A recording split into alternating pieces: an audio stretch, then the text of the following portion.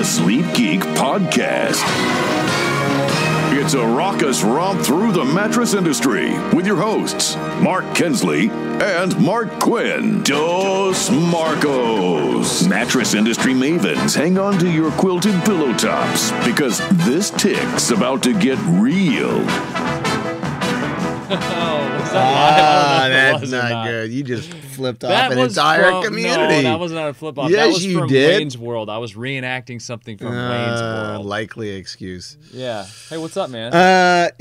Survived 4th of July, right? So good. you were like two Show me blocks your hand. away from me. Well, minus that. Stop it. Stop it. Okay, it's fine. It's such a cheap trick, right? It's know. stupid, but we're 6th graders, so that's what we do. Yeah, man. So ate too much, drank too much, probably, and it's watch kids blow a bunch of stuff up.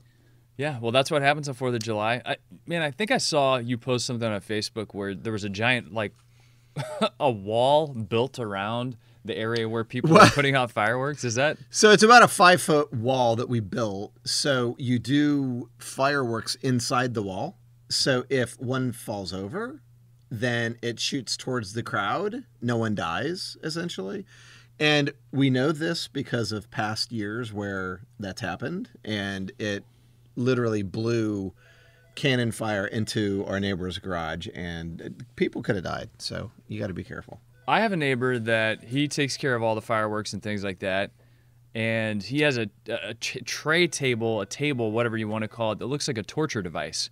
And it has like these different clamps and these tubes and all this different stuff. But it's just meant to do the same thing, to keep everything going in the right direction. Yeah. Up. You get a bunch of people, you get 15 people shooting stuff off. You got to be careful. But anyway, so I that saw was a good. firework go at our neighbor's house, and they own a fireworks business. And I'm like, we don't want the ultimate irony to happen here. So let's point them up. No. Well, David's tuning in. Javier, how are you? David Javier. Thank Hey, you, guys. Javier, by the way, I haven't posted this yet, but Javier was doing a Facebook Live of his own and wearing the Dos Marcos t-shirt. Heck yeah. And I was like, Well that's done. awesome. I love it. And Love then it. they went to the, Javier and Gretchen went to, I think it was the Sleeptronic factory. And Gretchen was wearing the Dos Marcos t-shirt, and then I was on the screen up above them on a video. And I was like, You're everywhere. That's weird. You are everywhere. That is so weird. My father wore his Dos Marcos t-shirt to the neighborhood barbecue yesterday, and everyone wanted to know what the hell it was. And he said it's the most famous, popular mattress podcast in the world. Yeah. And how did people react to that? I They shot fireworks into his garage. I didn't they? don't know, but it's so you can ring that up to being a proud father. Which, God bless him if he, Yeah. Anyway, that's good. I got to get one for my mom now. You got to be good at something. And my right? dad. They've got Kippo gear, but no Dos you gotta Marcos hook 'em up. podcast. So we got a lot to talk about We today. do have a lot to talk. I think we should start somewhere really important and really special. And that is with, you're going to see a lot of this coming up, but the hashtag is going to be why wait. So I'm going to start there. That's like parachuting into the jungle here. But essentially, this is a campaign. You're leading the charge as our champion and as our fearless leader to raise money for pancreatic cancer research through the Sina Magowitz Foundation. So, let's just dive into it and tell people this thought process and where we think it's going to go. I'm super excited. Yeah, well, I think if you don't know what Sina Magowitz is, Roger Magowitz lost his mother to pancreatic cancer years and years ago, and Roger puts on a really incredible event. This year it's in Boston again. And so he's asked me to be the honorary chairman, which was a huge honor for me, and I'm very humbled by that. So anyway, we're trying to figure out, how to raise awareness and money for the foundation. And thanks to you and the Leggett team and the advisory board that we've put together of really awesome retailers and suppliers and manufacturers, just friends of ours that are in the industry, we kind of came up with something that I think is going to be pretty cool. And so think about it this way. If you get told that you have pancreatic cancer, that's a really bad piece of news to get. And so, if you've ever been to a funeral, you're sitting there and you're like listening to someone be eulogized, and you have that moment of wow, right? Self-examination. Do you get that experience? Absolutely. You're sitting there thinking about your own life. You're thinking about the things you haven't done. You're thinking about the inspirational stories maybe that person brought into your life, that person that passed. So Right. there's a lot there that's going through your brain. There's a lot going through your brain. And so what we wanted to do is to make sure that people didn't wait for moments like that to really give thought to their life. So put your life under a little bit of a microscope. So, and we kind of put people in the shoes. So have some empathy towards people that get this news. Number one, to educate people that pancreatic cancer is one of the worst that you can get. And I think it's important that we educate people on that, because only then can you drive interest, therefore drive funding to help solve that problem, right? So it's a little bit negative in that you're kind of talking about how tough it is, but that's what you got to do. You got to educate people. You got to grab people's attention, and you got to get them to empathize with somebody who's facing this disease, which, you do. 40% of people die within the first 6 months. That's a huge number. And so people are thinking, what am I going to do with the next 6 months of my life? Right. So we thought, wouldn't it be cool to get people to ask that question? So pretend you just got the news. You found out you had a limited time left. What would you do? And so we're asking people to share what they would do if they had 6 months left. What are 4 things? Right. Just your top 4. What are your top 4? And I want to hear them from everybody, and we want to get people's reaction to that. So we're going to find out what those 4 things are, and then we're going to create a campaign where people share them. So we're coming up with a lot of content. So anyone can go, and we'll put this in the show notes. They can go to this link and download some of these social media assets, Kinsley, as well as a video that you helped me with. Thank you so much for that.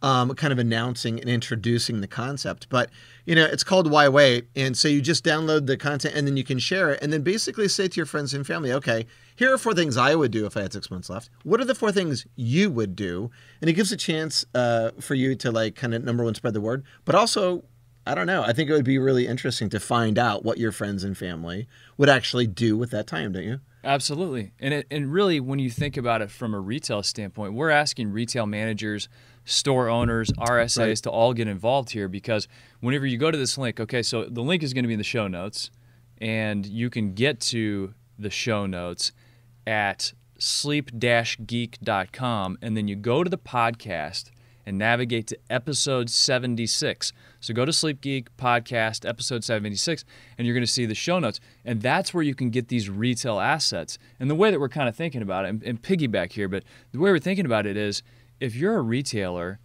between now and August 25th, when we have this event to raise money and awareness, you can share these social assets. You can help us raise money and awareness for pancreatic cancer. And it's something cool that you can talk about in your retail store. We have posters, we have tent cards, we have all kinds of stuff for your social channels. You can buy a T-shirt for your crew, even in your office, Kinsley, and have a casual Friday. Everyone wears their T-shirt, and on the T-shirt, what's really neat about it is it's got number 1, 2, 3, and 4, like a list, and you get to go in there with a Sharpie and literally write down what your 4 things are. Think about that in terms of a conversation starter. And here's what's so cool about it from a retail or a business perspective. People care when they know that you care about similar things. So if you just have a T-shirt on, or you have, you're posting stuff in, even through your social media outlet or platforms, and you as a company are having your people share what their 4 things are, if you connect to people on that kind of level, there's something about that that's really pretty awesome. So, yeah, how many times do we want to get out of this pocket of talking about the same things over and over again? Right. I mean, this is a chance to put your 4 things, wear it, create conversation with people around you. I mean, you got to understand something. Like, if you're wearing your 4 things that you want to do if you had 6 months to live on your shirt, and you're talking to customers, people connect with your vulnerabilities more than your victories. Big time. Great way to say that. They are going to look at that and be like, man, I actually know something about this, another human being. Yeah, we're in the mattress store, and yeah, I'm looking at trying to fix some sleep problems.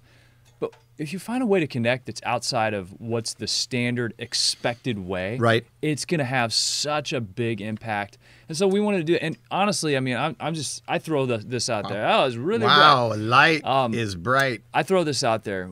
It really does. This would mean a lot to me. I think to us, it would mean a lot to me if we got people involved, and For sure. they supported this. We put out this content on the podcast, and we hope that it's helpful and all these things are good.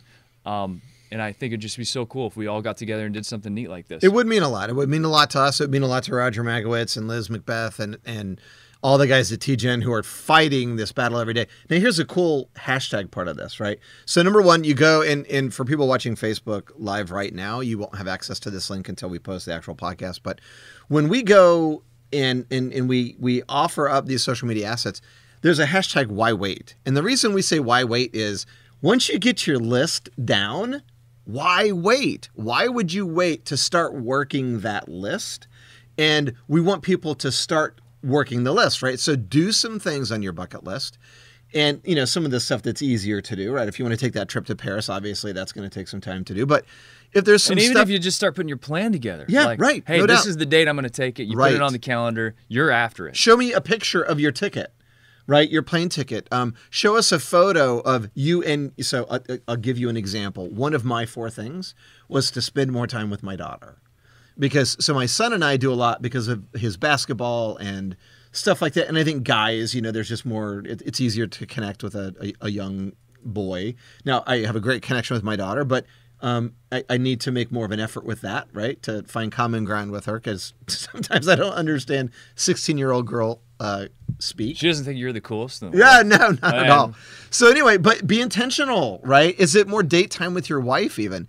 But it was a moment for me, and I felt something when I tripped over that one issue, and it really did. So I'm going to be taking pictures of Gabby and I on dates maybe and posting that with the hashtag why wait. So when you're working your list, hashtag why wait, share it with us, and let's create some really cool positive energy around something that's not so positive. We're going to have a lot more information coming your way about this campaign. And like I said, you can go to Sleep Geek and navigate to episode 76 to go get those retail assets and participate. We've got an advisory board that has been super supportive, and we want to get more people involved. So this is not limited to just one person in the industry or one group. I mean, it's manufacturers, it's retailers, it's anybody that wants to get out there. We'll go through a quick list of some of them. We've got Purple, Alex MacArthur agreed to help us even recently. Goodbed.com, Sit and Sleep, BedMart, Jordan's, Pure Care, Protect a Bed, Serta Simmons, Temper Sealy, Craftmatic with Fill and Fill. I mean, just so many, Culp Industries. So many people have come to the table. City Furniture. Absolutely right. City Furniture. Kevin Split and his crew. So many incredible companies and organizations that have said, you know what, we're in. Count us in. Maloof, Jake Neely. Oh yeah, Maloof, Jake Neely, no doubt. We've Trent Ramberger from Trent Bedding. We've obviously all forgot some people, but all of them hopping on board. So really grateful to all of them. So you hop on board with us and let's drive it.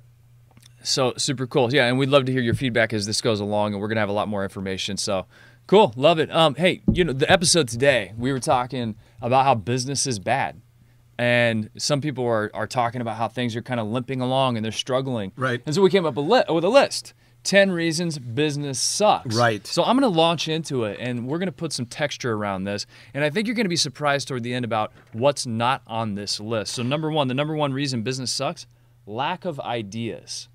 So do you think people in the industry are not adding enough volume of ideas to get to the good ones, or how are you thinking about lack of ideas? Well, I think this is going to be consistent, but I think there's a rut. People get into a rut. And so if you really think about this, Kinsley, all the ideas aren't gone, the good ones, right? There's so many more cool things out there for this industry to discover. Now, the question is, who's working on that to get to those really cool things? If you're not, then you will be dealt a hand that you have to play. So you have to be proactive, right? And so people don't do things. They don't have strategic thinking sessions. They don't have creative brainstorming sessions. They don't go out on team events or getaways just to have some fun and maybe drive some new thought, right? So I think it's just, in some cases, just a lack of effort, right? I think also it may not be so much a lack of ideas as it is a lack of execution.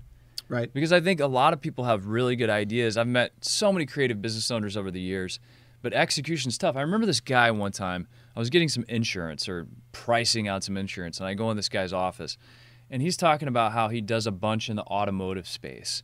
And he said he was a really calm guy, just kind of hanging out, laid back. And he said, you know, I want to put like a sculpture out in front of my business, and I want it to be a VW Bug, and I want it to have run into a pole, and then water shooting out over the top of the VW Bug, and it'll just kind of cascade down the side of it. And he's painting this picture of this sculpture in this VW Bug car. I'm not kidding you. 6 months later, I drove by, that thing was out there. I know what you're talking about, and it catches my eye every time. Exactly. And I thought that is such a great example of somebody, number one, having a vision and then executing on it to a T, even better than I imagined in my mind. I remember this guy telling me, I'm like, this sounds like such a weird idea. Why is he telling me? But he knew I worked in marketing. This is years ago. But he had the idea and he executed on it. Just because you have an idea, I think a lot of people underestimate what it's actually going to take to make something happen and to do it well. No doubt. And we're going to get to this one later, but it doesn't necessarily take a bunch of money to get to some cool idea. I was at a car dealership in San Diego once, and the guys had a live parrot that would like talk to you. Do you know how many people go back to see that stupid parrot? You know what I'm saying? Like it's like something like that. It doesn't necessarily require massive amounts of money to do something creative. By the way, our industry, Kinsley, a real beef I have is we follow the leader so often, and a lot of times we're following guys that aren't even leaders. But just because someone has a promotion and they do one thing one way, don't follow them all the time, right? There's an opportunity for you to bust out, be different, say different things, have a different experience. Because I'm going to tell you, if they're walking into your store, or if you're manufacturing, you're creating products, and you kind of look like everyone else, that's the biggest problem. You know that the car dealership parrot is a lot different than the parrot I came across. Car dealership parrot. Yeah, it's different than the parrot I came across in Key West. I went into a hat shop in Key West, and the guy was really nice, and he had this really cool hat. They make them in Canada. I can't remember the name of it, but he took it to a friend of his, and he had this parrot airbrushed on the front of it. And it was just a beautiful hat, customized, really cool. And I go to the back of the store, and there's a parrot. And so Tara's back there, and she's kind of like, oh, look at the parrot. So the parrot's in a cage, okay? And she says, hey, at first she walks in the store, and there's a dog. Can I pet your dog? And the guy's, oh, it's up to the dog. If the dog wants to be pet, just see, and she'll let you know. And so then we go back to the parrot. And then she's like, can I pet the parrot? And he said, no, look at the sign right beside it. It was a sign, and it had a picture on it. And on the picture was a person's finger. not a hand, the person's finger. And so bitten off. I get to talking to this guy, and he said, I'm not making it up, because I thought he was joking with me at first. He said, yeah, the parrot's bit a lot of people that come in like drunk tourists. And he said, it's actually severed 4 fingers. Okay. They end up in the bottom of that cage, so they come in drunk and they start putting their finger inside the cage. And so he said immediately, like, his lawyer's on speed dial, and it's never, like, he never gets in trouble for it. But, like, can you imagine going on vacation and coming back, you know? What happened? My parrot. There's a parrot ate my finger. Yeah, bit off. So wow. I'm all about creating buzz, but I like that buzz. That's good. You know, that you could be on the news. Hey, it's dangerous. It's very dangerous. That's this a hat shopping story. experience. I thought maybe he was a Buffett fan. Well, he probably is. He probably was. All right, what's number 2? All right, so number 1 is lack of ideas, which Yep. really kind of got into this lack of execution. All right. 10 reasons your business sucks. Number 2, we call it the historic hangover, meaning, do you have a lot of systems in place? Is there like institutional bloat? Are there relationships that are actually bogging you down? Like the way we've been doing things for so long, it's tough to get out of that rut, because there's a lot in place that you built to support one way of doing things, and to get out of doing them that way can make business suck. You know, and gosh, you always run into that, don't you? It's always the person in that company that goes, that's not really how we do it. Or because of, to your point, process or institutional knowledge, whatever, you're just so hindered by doing anything different, because there's always people that, you know, and a lot of times new stuff is a problem because it's more work for some. So they're like, yeah, we can't do that. And we're like, yeah, you absolutely can do that. So anyway, yeah, that's a good one. And it's not a competency for companies a lot of times. Therefore, it's something they shy away from. You know, I think it's tough also whenever you start taking on more employees and you have a larger organization to manage. then you need certain processes that allow the whole group to function without complete chaos all the time. But in parallel to that, while you're building those things that allow the business to function operationally, you're also like entombing yourself with like systems and processes that can really slow you down. It's like a big freight line, like a big tanker coming across with all kinds of cargo across the sea, and you got speedboats zipping around on the outside of it. Yeah. So it's the tanker versus the speedboat mentality. So maybe it's something where, hey, how can we create a little division within our organization that has like complete latitude to do crazy stuff? Right. Encourage people to take risks. I kind of feel like that's what I do. Yeah, well, no doubt. I mean, and there's a lot of people that are that driver. And by the way, if you have that person in your company that seems to be the consistent stick in the mud, that's always raising their hand and saying, I don't think we can do that. And it's always the negative person to react to anything new. My recommendation is have a talk with them. Try to minimize that. Don't involve them in meetings going forward, possibly if you can't get them out. Or even go as far as to maybe replace them or move them out of the area, because that is a really bad influence to have on your business, and you got to minimize it. You look them square in the eye and you say, hey, if you keep this up, sport, you're going to end up on the Dos Marcos podcast. We're going to make you. Nobody wants that for you. You don't want that. No, you do don't want not that. want you don't that. want that. So, yeah, okay. All right, number 3. Number 3, fear of failure, fear of the unknown. This is a big one. Talk about fear. Like, how does fear really make a business suck? Wow, so many ways, right? So I think we have to look at the psychology of human beings, which is we've all made mistakes. And when you do that, then it costs you something. So there is an innate fear to not repeat that or have something bad happen to us. And so, yeah, there's a fear. There's a cost associated with making a mistake. And so it's nice to sit in a bubble and to, be safe in that safe place. But there's not much that comes to you if you don't get out of that bubble and take some risk and put yourself out there and try to take that step. Because going back to a biblical teaching, right?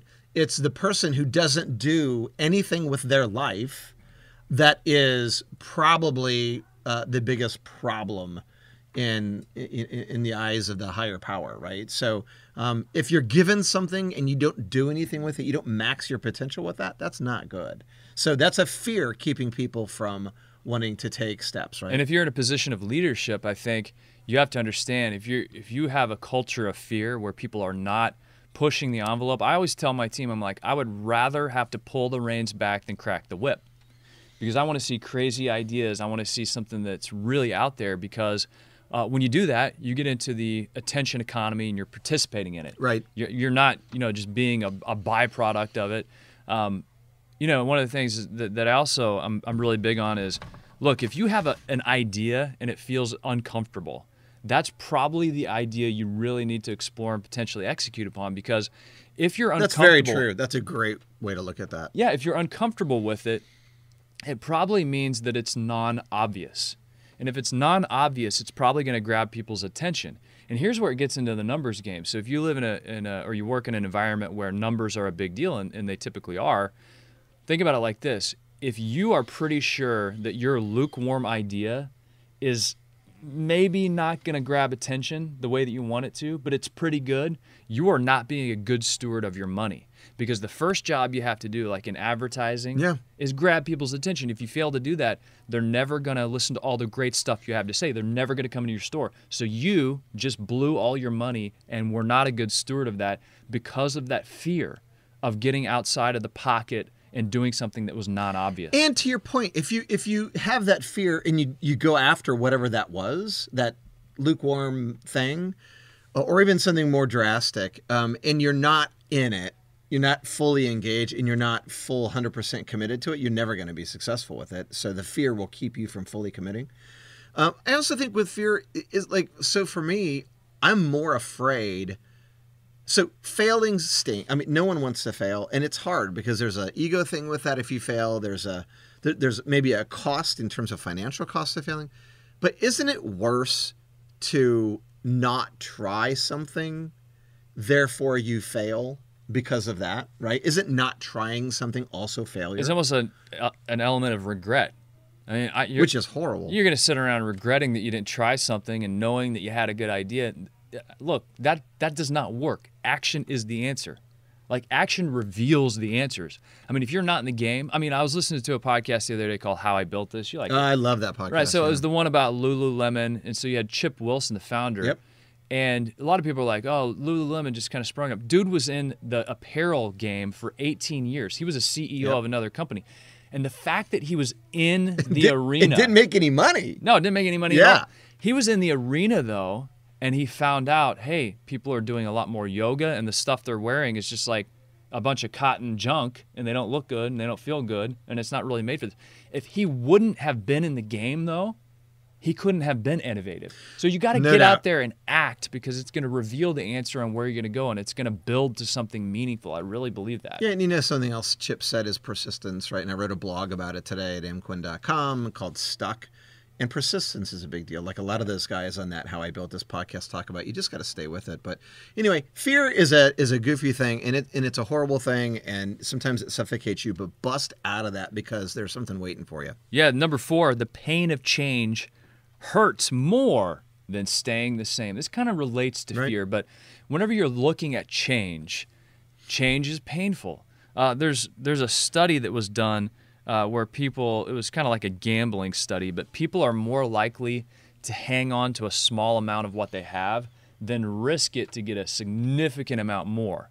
And it just goes to like the psychology of human beings. The pain of change means that you're probably going to have to risk something a little bit to get to a better place, right? So they're more likely, like, I want to hang on to what I have. I know this world. I know this environment. And I don't want to get outside of it, because that's where it's much more painful. Yeah, and the pain of change also includes the mechanics of change, right? So let's say that you want to change the name of a betting line to something new. Then you got to get new labels. You've got to do new website, changes. You've got to rework all of your video assets, or you want to change the name of your retail store. I mean, and then you got to train people all downstream on how this is going to work, what it looks like, on and on it goes. Yeah, we get buried in the pain of executing the change. And so anyway, yeah, so I think that's it. And until you get to a point, here's the problem.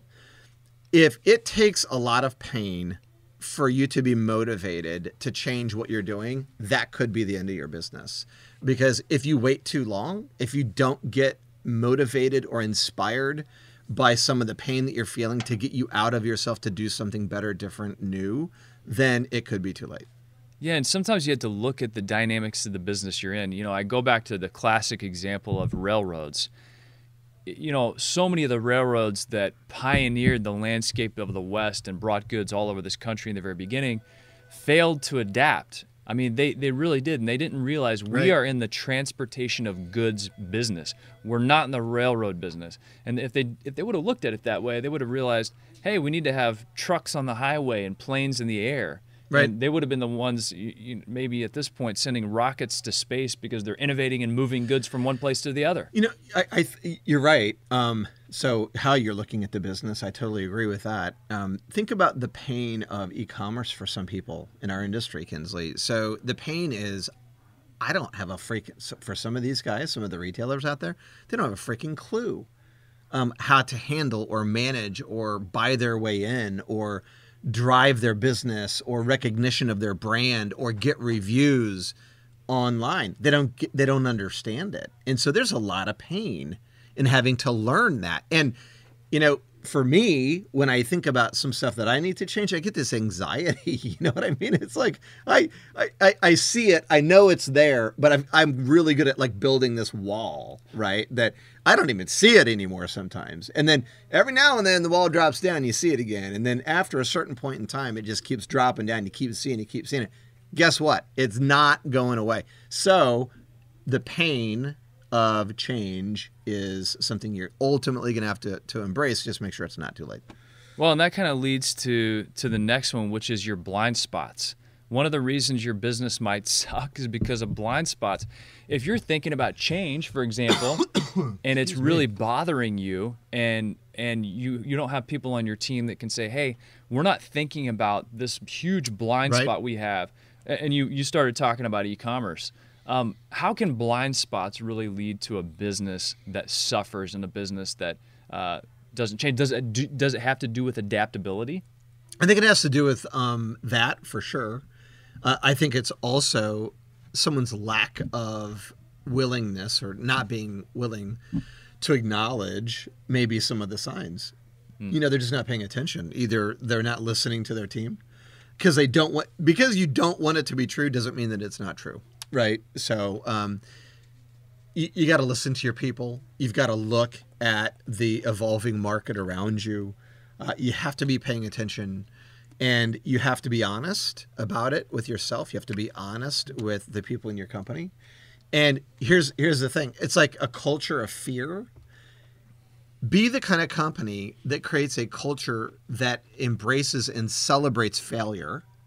Right? Not repeated failure. Because that's actually going to usher to the surface these blind spots you have and expose them. Right. So you're not making mistakes over and over again. No, and I'm telling you, I think we're all human, right? I mean, we've had failures where I hate it, and I sit there and I dwell on them sometimes, and it really bums me out. And then I go, stop. Because I think about how I built that podcast, and all these guys that built these big companies and how many times they failed and for how long they failed. So I think it's that. But the blind spot, too, is we're afraid, goes back to the fear thing, and it's there, but we're ignoring it because if we acknowledge it, then we have to do something. Well, I also think, when you look at these blind spots and you talk about, I call it failure porn. Like, people for a long time in like business writing and things like that were hypersensitive to talking about failure. And I'm like, guys, it's not that we're trying to, like, somebody's trying to celebrate failure for the sake of failure. Hey, let's go out and fail. We need to fail a lot because, no, what they're saying is we've tried a lot of stuff and we actually gave it our true best effort. Nobody's going out there trying to fail. I've got a lot of failures and a lot of like small successes and different things like that. But it's really just the fact that you're willing to throw something against the wall and see if it sticks and give it its best shot. I mean, number one, we talked about lack of ideas. Really, a lot of that gets down to lack of execution. So if you're thinking about failure in terms of let's fail and not really give it a chance, that's the wrong mentality to me. Like, you really want to push something across the goal line. Yeah, no doubt. The blind spot thing, maybe a good technique too, is to ask a lot of people, right? And make sure you understand the point of the feedback, so credibility of that. But a lot of times I'll send you stuff, or you'll send me stuff. Mm-hmm. And to expose yourself to criticism or critique is not necessarily very easy. I'll get my kids even to come in because, like, looking at it through a different lens. So what are the problems? Where are we weak? Where could we be better? Asking those questions, being proactive in looking for the problem and making that part of culture. If that's who you are and that's like what you are hungry for, then if you expose, we always say, don't we, shine a light on the problem. If you shine a light on the problem, then you can address it and make it potentially not a problem anymore. You make it something pretty incredibly good. Yeah, and if you want to take a look at like a structured approach to weeding out your blind spots, I remember there's a communication theory thing called Johari's window, Johari. And so if you Google that, you could see there are essentially 4 quadrants. And it talks about, what's known to you, what's known to others, and what's completely unknown to you and unknown to others about yourself. And those are those real blind spots. But if you look at that, you can quickly understand, hey, I can kind of evaluate a lot about myself. And if I bring some other people into it, they can help me understand some of these things that might not be apparent to me. And then all of a sudden, all of these different areas that might trip you up along the way, right, brought to the surface, and you can move forward in a good way. Look for the blind spot. So next one, playing someone else's game. So I told this story very briefly. One of the 10 reasons your business could suck is because you're playing someone else's game. I think we quickly get into this idea of people, launching e-commerce sites whenever they are awesome at retail. But I told this story. There's a guy named Marcelo Garcia, and he's a grappler, right? He's a fighter. And he live streams all of his fights and all of his training. Okay, so imagine this. You're going to fight Marcelo Garcia. Yeah. And the night before the fight, you can go on his website and watch him train. You can watch all of his techniques, and he talks about them, and you can just watch everything he's going to do, like the entire preparation for this fight. And he says, I allow people to do that because if you play my game, I'm going to be better at it than you. And think about that. If you're a retailer, that's some confident thinking. It is some confident thinking. Yeah. But if you are going to play your game, you better be superior than others that try to hop in and do the same thing.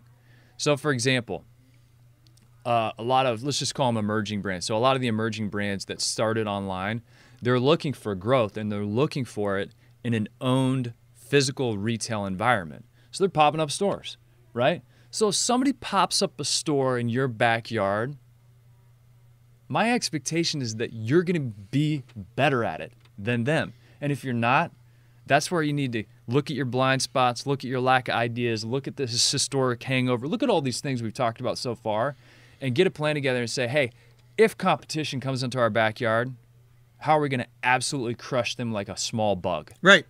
It blows me away in our industry how often this is the problem. Because there is a marketing handle that happens and someone has success with it. And I get, Kinsley, I really do understand that to reinvent the wheel, like if something's working, doesn't it make sense maybe to jump on board and to try that as well? Okay, maybe to some degree. But so often in this industry, you've got someone who tries a specific type of product and everybody jumps to it. You see someone come out with a promotion that works and everybody jumps to it. And we are just, there's so much following. There are people that launched e-commerce brands, as an example, a year after the e-commerce guys came onto the scene and like became legit places to go buy a bed. Major brands that launched e-commerce initiatives that looked just like the other guys who had originally come to market. If that was you, wouldn't you want to do something really different and take a different approach and make it look different and make your site different and make the product different and try to stand out in some way? And that's part of the problem with our industry, I think, is that everyone's trying to follow somebody else. And so if you're playing their game, then, you know, think about Tempur-Pedic. Tempur-Pedic got in the memory foam game, and man, oh man, did they make a splash.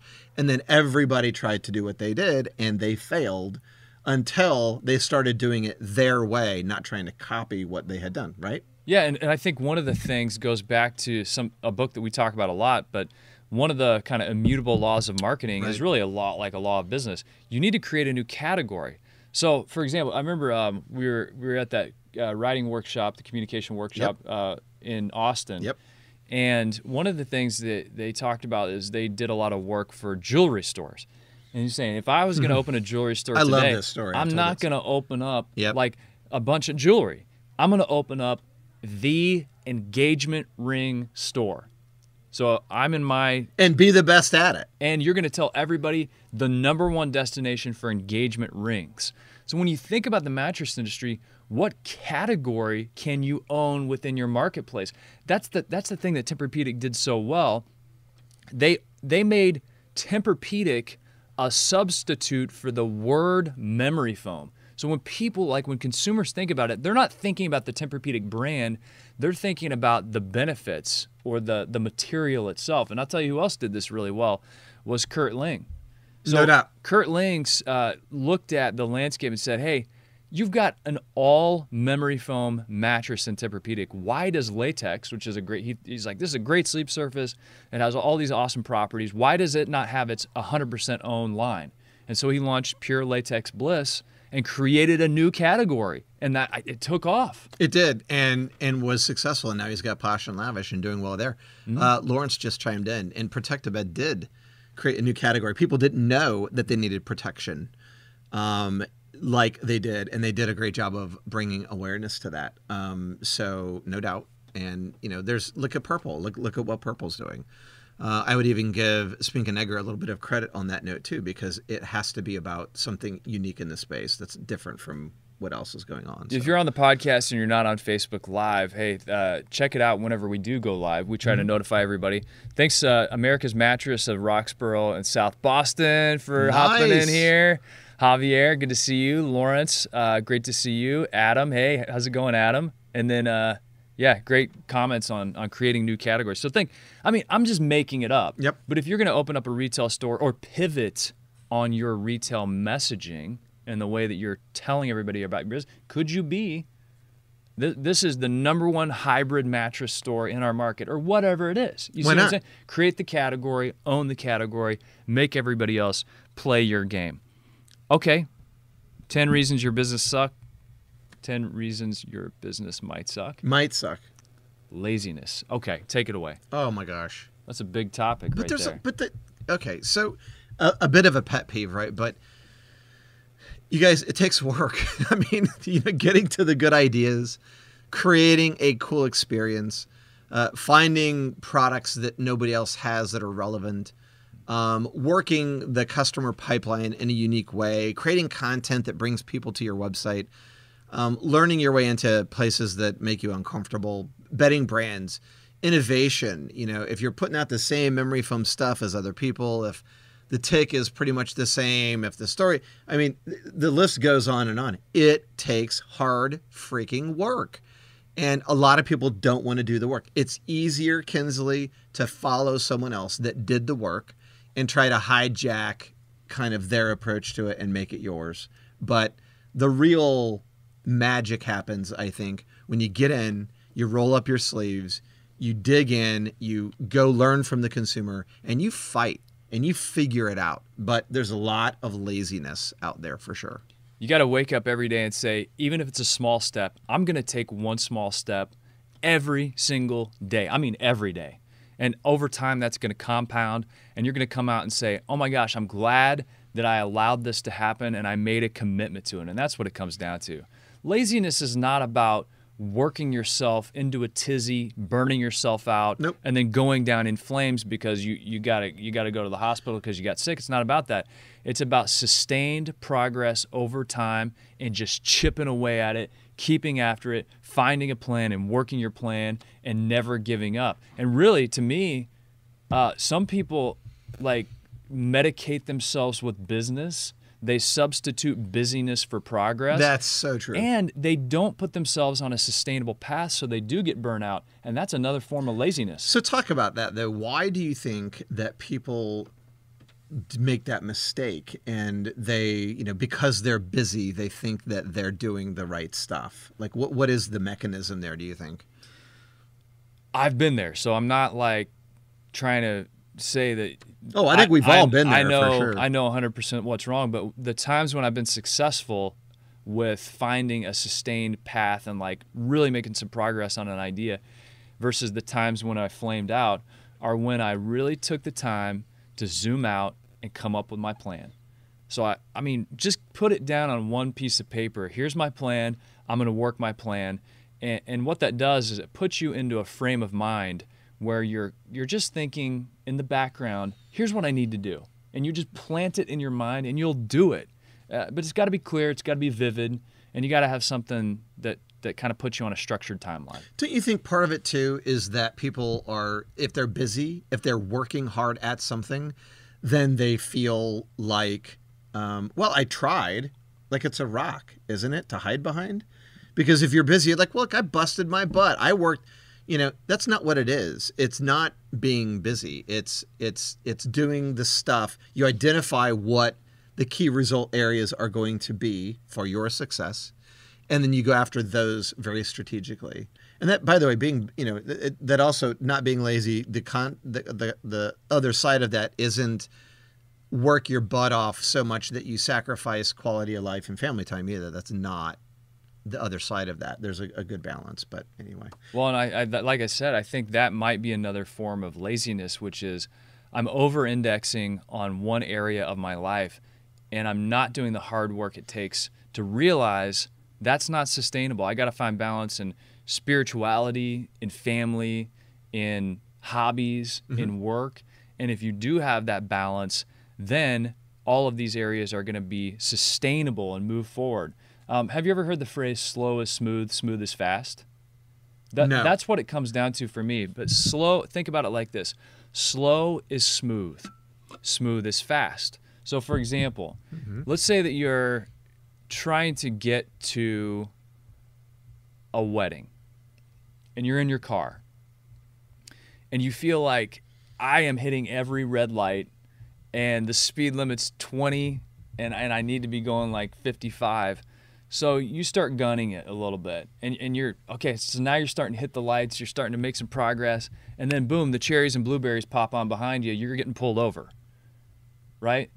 So is it going to take you more time to have to deal with that ticket and to have to deal with talking to the officer and all this stuff that goes along with getting pulled over? Or would it have been faster to go slow and get to the wedding by continuing to drive? That. You bet. And on top of that, now you got to deal with the ticket. So playing the long game, you're looking at it saying, okay, not only is this happening, I'm going to be late for the wedding. Now I've got to go deal with the ticket. So slow can be very smooth, and smooth is fast. And I think if you slow down and you look at how do I make sustained progress, I think it's a valuable kind of technique. And I hate when I rush through a project and then I have to go back and fix it because I was a dumbass and rushed through it to get it done and get it out. And then I got it done and I got it out and I hated it when I got it done. So I had to go back and rework it all.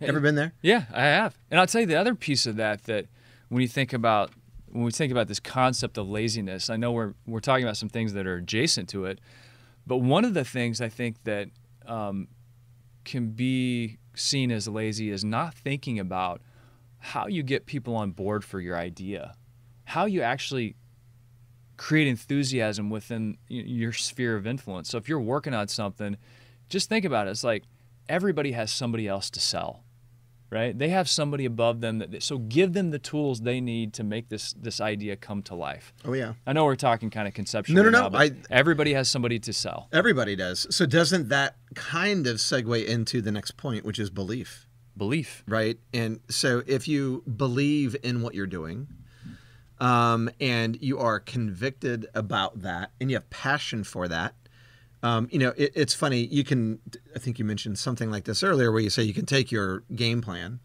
drop it on the desk of anyone in your space that's a competitor with literally instructions on how to execute, and they won't ever get to it, and they won't ever succeed with it because they don't believe. The why isn't there. There isn't a conviction behind the idea or the plan. And if you have that, if you have conviction, if you have passion, if you have people that have conviction and have passion for what you're doing, if you bring them to the issue and get them to understand the why behind what you're doing, that can do amazing things and move mountains. I don't have anything to add because I think that's it. It's the why behind what you're doing. You give it meaning, you give it purpose. It's like talking about benefits over features, man. Right. If you're in the industry and you're selling mattresses or you're selling pillows or protectors or sheets, you are selling the wrong stuff. That is not at all what we do. There's so much more to it. Number 9 on our list of 10 reasons your business might suck, we called it systemic issues, like operational, cultural issues, like things down at the ground level that might be put in place that are really screwing you up. So let's take it from a culture standpoint. Like, how can culture really impact business? Now, I've heard it said, culture trumps strategy any day of the week. So you might come in and say, hey, I've got a plan. I got a plan put together, and I'm going to execute on that plan. But if the culture doesn't support it, for example, if we're going to be hip and cool and young and neat, but everybody is kind of like not hip and cool and young and neat within the culture, the people aren't, it's never going to pay itself off. It's never going to work. Very true. So systems, if your culture doesn't support innovation, if the systems you have in place for product development aren't smooth and slow, that allows you to be fast, it's a problem. If you have, like we talked about earlier, that roadblock person, and that's part of a gateway in your system, that could be a big problem. And if you don't have a system, by the way, maybe it's a lack of having a system. Because I don't know how many people in our industry have a really robust product development cycle or process. And if you don't, that's a big deal. Like, that's a problem. And I've seen it on the front lines, like working at Leggett and looking at the way that we handle product development. It's world class. And whenever you see world class in action, but it didn't used to be. No, I mean, when I got it, I mean, it's evolved so much because they got it. They understood it was not a blind spot anymore for them. So Leggett worked really, really hard at two things, in my opinion: sales and operations planning. So really planning out so your working capital isn't crazy, because you guys have tons of working capital with raw material and melting things back to steel. But planning your business, the process around that, and then the innovation part of it. You guys worked really hard at that. Yeah, and whenever you see something executed in a world-class way, and then you think about, that's why you should go out and look at the world. Like, you should go out and try to get these experiences behind the scenes if you can get with other businesses, because when you see world-class, all of a sudden that blind spot disappears. And once you are aware of it, it breaks the spell. And now you have to do something with that information, or it gets into that point about laziness. So it's contrast, isn't it? It is. Yeah. It is. And man, it's like, those are the breakthrough moments for me, when I've been out in the world and I'm like, this is what world-class looks like. I went to New York City and I walked 11 miles in one day because I wanted to find out what world-class retail looked like. Right. And that's the best place you could do it. And I brought some of that back to my speech for the Furniture Today at the Bedding Conference. And I'm like, guys, look, this is what people are doing. It's experiential, it's workshop, it's tactile, it's hands-on. And so when you see that, all of a sudden you know where you need to go to some degree. How many bars did you hit in the 11 miles? Carry the 3, divide by. Attaboy. So that's systemic issues. Look at like what might be happening below the surface to some degree, and look at your culture. And number 10, on the 10 reasons your business might suck, resources. We're talking money, time, and talent. So how do you think about resources and planning for those and where to direct them? Because we all have limited resources to some degree, right? For sure. So how do you prioritize that, and how do you think about it? Well, so, okay, if you're a large company like Leggett, the good news is you have lots of resources. The bad news is probably something that comes with that is that you're slower in process because you have built all of these systems around stuff that you want to do. So having great access to resources can be amazing. Now, after I left Leggett, I had none of those resources. So the contrast of that for me... Besides my friendship. Besides your friendship, but not having an assistant to help me with travel and plan my meetings, just something like that, which is a big deal for me, right? Vicky was awesome. Vicky was incredible. So not having that, not having creative services at my disposal to create killer advertisements and content, not having, the sales and operations planning guys to help me with supply chain and sourcing and product development. That's the bad side. Now, the good side was, though, the exchange there. Lawrence mentions it here in the comments. You are very agile, right? So you are able to pivot very quickly. So even though you may not have the resources in some cases, you can move quickly through issues and make decisions very quickly and not have to involve a lot of people. So that makes you dangerous in a different way. You got to, back to your point, you got to play your game. How about you? What do you think? What is and it's hard, right? Money is a big one. But if you don't have money, for instance, then find another way, another creative way to do something that doesn't cost money, right? There's a way around it. You know, it's been interesting as I think about resources. So I have my business, Kippo, and I have to think about, with a very limited number of resources, money and human resources, what do you do? Like, how do you look at that landscape and make a decision on moving forward? And for me, I've passed everything through the filter of, what is the absolute next thing we need to do foundationally to make the business sound, and then to put it in a position where you can kind of grow and scale up from there. And what it really comes down to for me is, what can we do that's going to check that first box, but something that we can sustain? Because when you think about limited resources, it's like, where am I going to put my money? Where am I going to put my time? You need to put it into a place that you can actually continue doing that over time for the most part. And those are the big picture things, like, hey, I'm just a very small example, but if you're going to get into social media, that's a big ball of wax, right? So maybe you need to think is, well, how are we going to do social media? Well, we need to create content. So what are we going to do to create content? I can write one blog post every single week and post it on Facebook, right? I'm not going to go out and open up an Instagram account because we don't have the resources to manage all those things. So you got to look at what can we do and what can we be consistent with over time, because it's the consistency that's going to give you that traction. Once you have traction, you got momentum. But you got to get to traction. I think people miss that. And they're like, let's try this and let's experiment with that. Experimentation is fine. Like if you get 6 months down the road and you need to be that speedboat and switch gears, that's great. But I think a lot of times our hunches are correct and we're like, we need to hop into the social space. It's a big deal, but let's just be on Facebook and let's give it a chance to actually succeed. And I think a lot of times in this era of experimentation, we clip it off too quickly. Right. And so that makes me think about whatever you're picking as your strategy. So be sensitive about what the expectation is or what the resource requirements are before you dive into that, because you may not have resources to be successful. So don't go there. And if you're a smaller group and you don't have that much in the way of resources, then really plan them and be careful. Be guarded with your time. Be guarded with the limited money that you have, and make sure whatever projects you're biting off are things that are going to make it happen for you at that moment in time. So is a great, big, robust social media strategy the right thing to do? Absolutely it is, but maybe not today, right? Good. So that's our list of 10, but here's what it comes down to. Some of the things that didn't make the list on the 10 reasons your business might suck. Here's what was not on our list. The economy. Business is just bad. I got a terrible employee. Product, traffic. You know what I mean? So what are you swinging the saying? door. Competition. We can't blame these things. Is that what you're saying? Yeah, it's the man holding me down.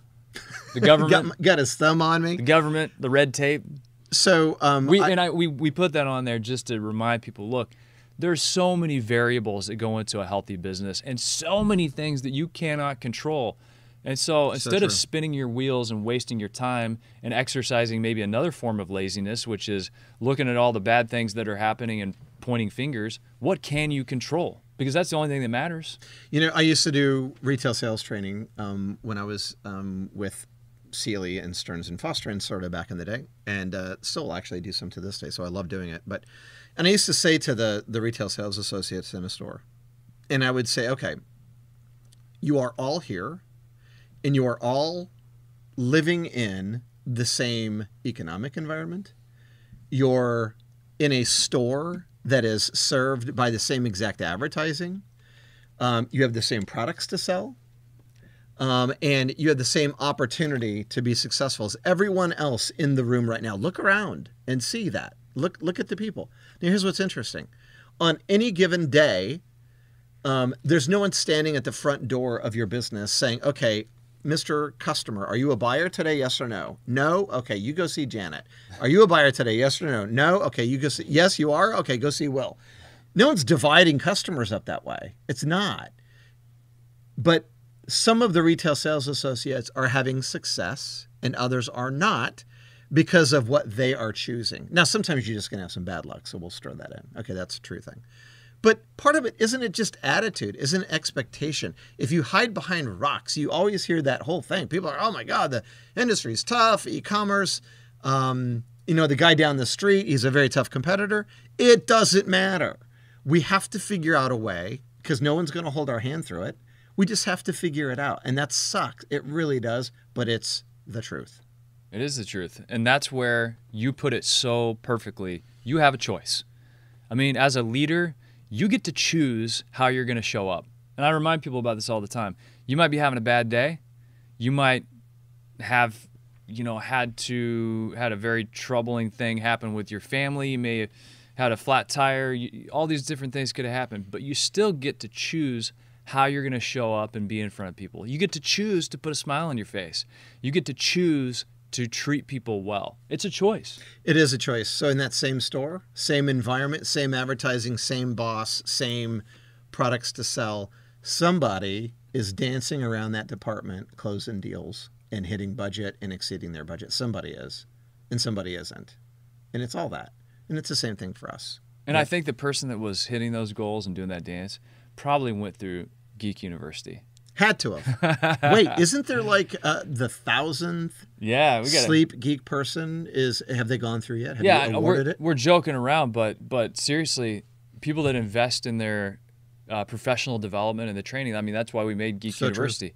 So, and it's funny, right now we have our 1,000th graduate is going to happen like very, very soon.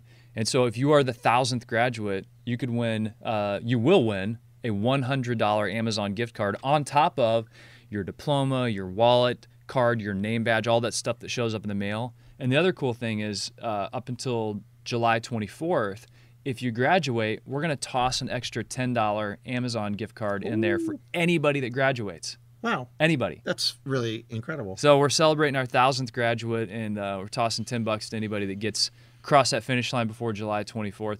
But it really is a great program. You are in a lot of the videos, and you know, so you get to enjoy Mr. Quinn's company and look at some of the things that can help you make more money, serve people better, and be the one that's doing that dance. That's right, Kevin Cornell. Control what you can control, no doubt. Attitude isn't about what happens to you; it's how you react to it. Your attitude determines your altitude. That's right, Zig. Okay. Zig Ziglar. That's wonderful. So yeah, I highly encourage you, if you have not been on Sleep Geek, you got to go check it out, man. There's incredible content. You have to invest in yourself first.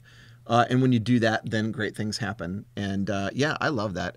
So not only will you get the $10 Amazon gift card, you know what else you're going to get? I don't. Total awareness on your deathbed. Total awareness. Total awareness. Totally aware. What? Yeah, totally aware. Just completely. Just aware. Complete awareness on your deathbed. Just like. So I got that going for me. Yeah. Name that movie. That's a big. I don't know. You don't know. No, I was wondering where you're going man. with that. That's Caddyshack. Oh, is that Caddyshack? Bill Murray says he was caddying for the Dalai Lama. Uh-huh. And he says, hey, how about something for the treble, right, at the end of the round? And Dolly stiffed him. He said, I'm going to stiff you, but here's the thing. On your deathbed, you'll have total consciousness. So Bill Murray says, so I got that going for me. So I bring that up. Cinderella story. So I brought that up because I had Nick, my 14-year-old son. So this is bad parenting, but I really wanted to see that movie. So anyway, we watched Caddyshack. It's a classic, Good. It's right? a classic, Well, there's man. a little bit of, He's not that. How old is he? No, he's 14. He's all right. They're seeing stuff anyway, but there's so a much little out bit there. of, a little bit of stuff he probably shouldn't have seen, but Yeah. So Thank There you you go. guys for tuning in on Facebook Live. Yeah, definitely stay connected. If you're not signed up for our email list, do so. It's on sleep-geek.com. You can sign up for our email, and we push out all kinds of stuff to show you, hey, when we're going to go live most of the time, and all the content that's out there and events and all kinds of fun stuff. Awesome episode, guys. Thank you. That's what Javier Casillas said. Thank you, Javier. Thank you, Kevin. Thank you, Gabrielle, Lawrence, everybody, Adam, Sharon, Evan, America's Mattress of Roxborough and South Boston. Everybody that tuned in on Facebook Live, love you guys. Thank you so much. Have a great rest of your week. Happy selling. And definitely check out the hashtag Why Wait. This is a big deal for us. It's the Sina Magowitz Foundation. We're raising money and awareness for pancreatic cancer research. And like I said, just a final point on this. Please go check out whenever it's live, episode 76 on Sleep Geek, and that's where you can get all of that content, all those assets that you can use in your retail environment to create that cool experience and do something meaningful with us. Retail, or even if you're a bedding brand or any of those guys, because I'm telling you, it's impactful. And when people know that you care about stuff like that, then they care about you. And be thinking about your bucket list, right, Kinsley? What are your 4 things? What are your 4 things? What would you do if you had a limited time left? It'll make a difference. All right, so let's wrap it out. All right. Hit Here me, we go. man. It's like peanut butter jelly. It's like peanut butter chocolate. Hybrid so tight, there's no way that you can topple it. I've got my wrist. That's a calculator watch, yo. Add We ourselves add together ourselves and we take it up a and we notch. take it up a notch. Got the airflow, yo, keep you cool as it get. Visco foam alone to make you drip sweat. Get a hybrid mattress, yes, you'll get better rest. Cool and comfortable. Hybrid like a sweater vest. You know the game, we're ahead of it, son. Cause the 2 of us together are way better than one. Cause I'm cool as ice. And I'm hot like a heater. Bounce by the ounce.